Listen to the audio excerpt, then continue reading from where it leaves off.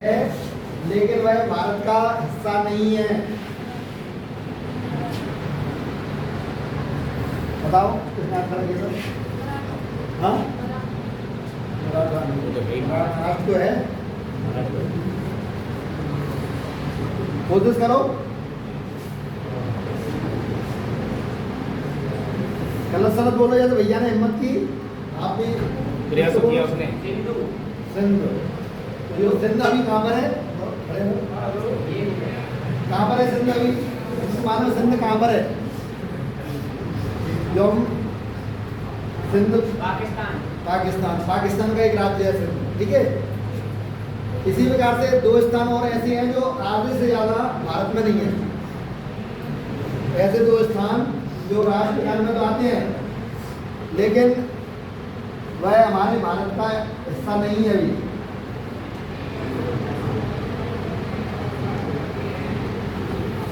भारत का मानचित्र तो देखा हुआ ना सबने, 9th 10th की क्लास में सब में मानचित्र दिया रहता है ना।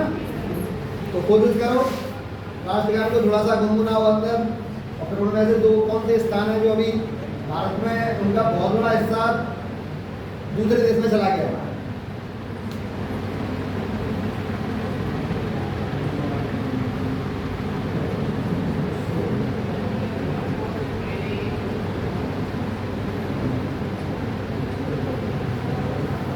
अभी एक देश में वहाँ की राष्ट्र प्रधानमंत्री को ही भागना पड़ा। कौन से देश के प्रधानमंत्री को अपने देश को छोड़ के भागना पड़ा? नाम पूरा लो उसका सही। पश्चिम बंगाल देश छोड़ेंगे, वो तो इंडिया का है। अपना राज्य है वो बांग्लादेश। कौन सा देश? तो बंग शब्द आता है ना राष्ट्रगान में, बंग आता है नहीं आता? तो बंग पूरा जो बांग्लादेश और पश्चिम बंगाल दोनों मिला के ये कौन सा क्षेत्र कहलाता था? बंग देश कहलाता था, है ना। बंग क्षेत्र था ये, यानी बंगाली बोली बोलने वाला। तो यहाँ का जो एक हिस्सा उस समय जब 1947 में बंटवारा हुआ भारत पाकिस्तान का, तो बंगाल का एक बड़ा क्षेत्र किसमें चला गया? पाकिस्तान में चला गया। इसी प्रकार से एक क्षेत्र और कौन सा है जो पाकिस्तान में गया? सिंधु तो पूरी तरीके से पाकिस्तान में चला गया, ठीक है। भारत में कुछ भी नहीं बचा सिंधु का। और कौन सा क्षेत्र है जो पाकिस्तान में गया? मेरा प्रश्न समझ में आ रहा है? सबको नहीं आ रहा है? जैसे हम राष्ट्रगान में आ रहे हैं, तो राष्ट्रगान जब गाते हैं तो वह स्थान हमारे ध्यान में आते नहीं आते? तो दूसरा वह क्षेत्र है पंजाब। पंजाब बहुत छोटा क्षेत्र पंजाब का, यानी लगभग 50,000 स्क्वायर किलोमीटर क्षेत्र, 50,000 वर्ग किलोमीटर क्षेत्र भारत के पास है। तो वहीं लगभग 2 लाख वर्ग किलोमीटर क्षेत्र कहाँ चला गया? पाकिस्तान में चला गया। ऐसे ही एक शब्द आता है द्रविड़। ये द्रविड़ कहाँ है? ये द्रविड़ क्षेत्र कहाँ पर है?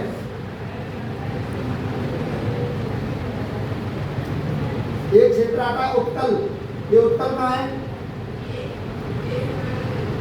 कहाँ पर है उत्कल?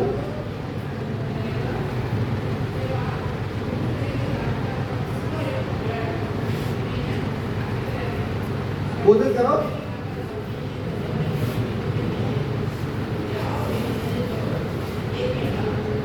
उड़ीसा को उत्कल बोलते हैं। उड़ीसा वाला जो क्षेत्र है वो कौन सा है? उत्कल। और द्रविड़ यानी जो पूरा आंध्र प्रदेश, तेलंगाना, कर्नाटक, तमिलनाडु, केरला, इस पूरे क्षेत्रों को क्या बोलते हैं? द्रविड़ क्षेत्र बोलते हैं, ठीक है ना।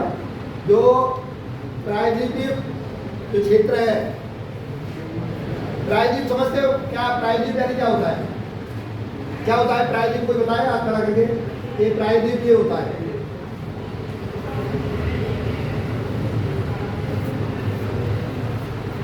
प्रायद्वीप कोई बताएगा? वह क्षेत्र जो तीन ओर से समुद्र से घिरा हो। तो हमारे जो दक्षिण के जो प्रदेश हैं वो तीन ओर से समुद्र से घिरे हुए हैं। एक तरफ बंगाल की खाड़ी, एक तरफ सिंधु सागर, अरेबियन सी भी बोलते हैं उसे, एक और नीचे हिंद महासागर। मैंने जो राष्ट्रगान की जो शुरुआत की है, आज राष्ट्रगान बहुत दिनों बाद यानी प्रार्थना के समय उपस्थित रहे किसी कक्षा में, नहीं तो अक्सर जब प्रार्थना हो जाती थी उस समय स्कूल में जाना होता था। मैं जब राष्ट्रगान सुन रहा था मेरे ध्यान में आया कि मुझे पूछना है आपसे। जैसे एक गीत जो प्रार्थना गा रहे थे आप, उसमें गुरुओं के सम्मान के लिए बोल रहे थे। तो गुरुओं के सम्मान के लिए केवल गीत गाते समय सम्मान रहता है कि बाद में भी रहता है? रहता है। तो ऐसे ही जब हम राष्ट्रगान गाते हैं तो राष्ट्रगान के समय जो भारत माता है, भारत का जो अपना क्षेत्र है, वह ध्यान में आता है आप लोगों को? नहीं आता? ध्यान में आता है? तो ध्यान में आता है तो अभी हम जिन शब्दों का उच्चारण करते हैं, जिन शब्दों को बोलते हैं, वह एकदम इमेजिन, एकदम अपन रेखांकित हो जाता है हमारा वह क्षेत्र। होना चाहिए नहीं होना चाहिए? यदि हम बंग बोल रहे हैं तो बंगाल क्षेत्र में ध्यान में आना चाहिए। अगर हम सिंध, भले ही वो पाकिस्तान में चला गया, लेकिन सिंधी समाज के लोग भारत में बहुत बड़े संख्या में रहते हैं। देश के एक उप प्रधानमंत्री सिंधी रहे हैं।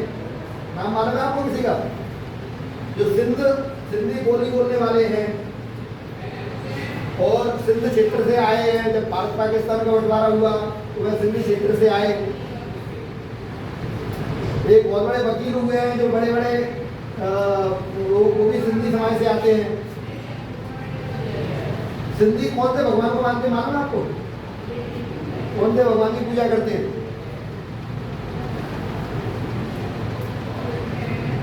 संत झूलेलाल, सुना है ना?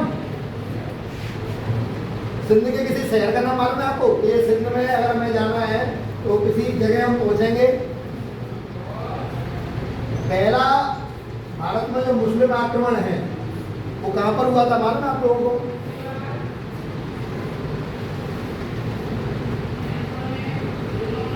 पहला जो मुस्लिम आक्रमण है, जिसके बाद देश में मुस्लिमों का प्रभाव जमना शुरू हो गया था,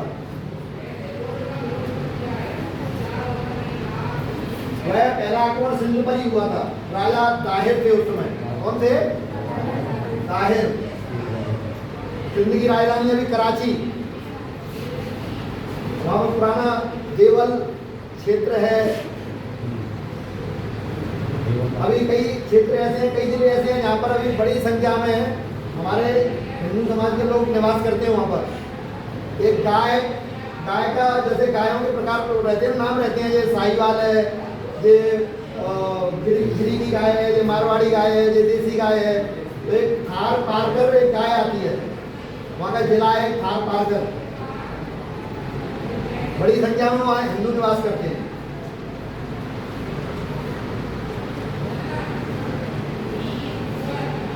इसी क्रम में भारत में सबसे पहले सूरज कहाँ से निकलता है? भारत में सबसे पहले सूर्योदय क्या होता है?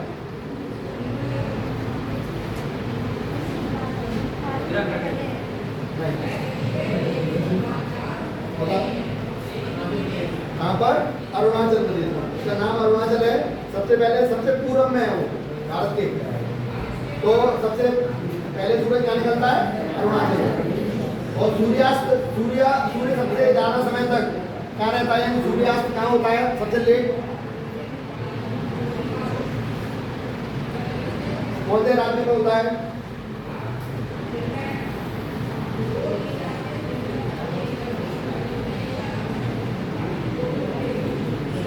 भारत का मैप देखा है नहीं देखा? सब बताओ जरा। ना या हाँ?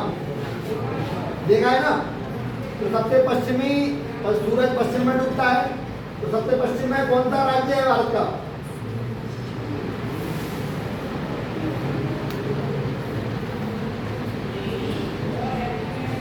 कोशिश करो।